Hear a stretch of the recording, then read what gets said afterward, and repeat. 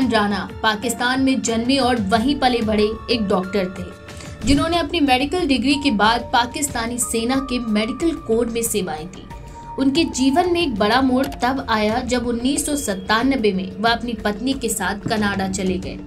वहां उन्होंने नई जिंदगी की शुरुआत की और सन 2001 में कनाडा के नागरिक बन गए। राणा की व्यक्तिगत और पेशेवर जिंदगी तो सामान्य रही, लेकिन उनकी जुड़ी हुई आतंकवादी गतिविधियों की सच्चाई ने उनके जीवन को एक काले अध्याय में तब्दील कर दिया। 2009 में राणा को अमेरिकी जांच एजेंसी FBI ने शिकागो एयरपोर्ट पर गिरफ्तार किया और ये खुलासा हुआ कि उन्होंने एक इमिग्रेशन और ट्रैवल एजेंसी खोली है। इस एजेंसी का नाम था फर्स्ट वर्ल्ड इमिग्रेशन सर्विसेज और ये एजेंसी विशेष रूप से पाकिस्तान से जुड़े आतंकवादी नेटवर्क से जुड़ी हुई गतिविधियों को कवर करने का काम कर रही थी।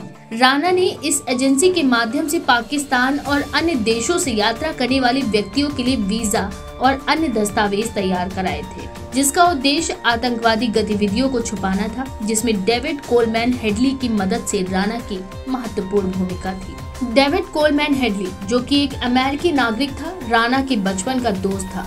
दोनों ने एक साथ एक ही स्कूल में पढ़ाई की और बाद में शिकागो में मिले थे। हेडली को लश्कर-ए-तैयबा जैसे आतंकवादी संगठन से जोड़ा गया था और उसने मुंबई में 2008 में हुए आतंकवादी हमले की योजना बनाई थी। इस साजिश में राणा की सक्रिय भूमिका थी। हेडली ने अदालत में गवाही दी थी कि उसने राणा से इस हमले की योजना के बारे में बात की थी और राणा ने उसे सहायता प्रदान की थी। राणा ने मुंबई में एक शाखा खोलने के लिए हेडली की मदद की, जिससे उनके आतंकवादी गतिविधियों को छुपाया जा सके।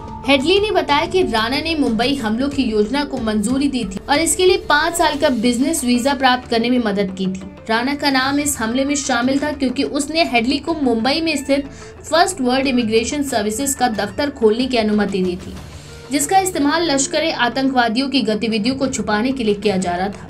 अक्टूबर 2009 में राणा और हेडली को शिकागो एयरपोर्ट पर गिरफ्तार किया गया था, जब वे डेनमार्क में हमले की योजना बना रहे थे। राणा की गिरफ्तारी के बाद ये स्पष्ट हुआ कि वह मुंबई हमलों के पीछे था और उसने लश्कर-ए-तैयबा से जुड़े आतंकवादी समूहों के लिए काम किया था। अमेरिका में चल रहे मुकदमे में राणा को 6 अमेरिकी नागरिकों की हत्या करने में मदद करने सहित 12 गंभीर आरोपों में दोषी ठहराया गया। इन आरोपों में राणा का नाम कई आतंकवादी गतिविधियों में था, जिनमें वह आतंकवादी समूहों के लिए आवश्यक उपकरणों और जानकारी प्रदान कर रहा था।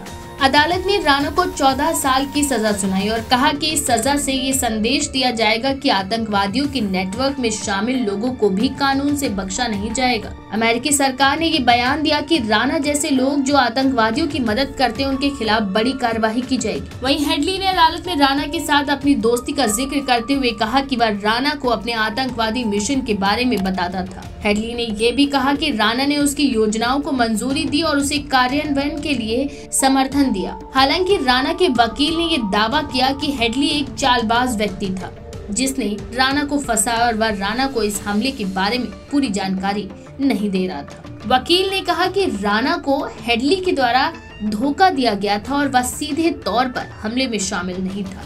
फिर भी अदालत ने राणा को उसकी गतिविधियों के लिए जिम्मेदार ठहराया और उसे सजा दी।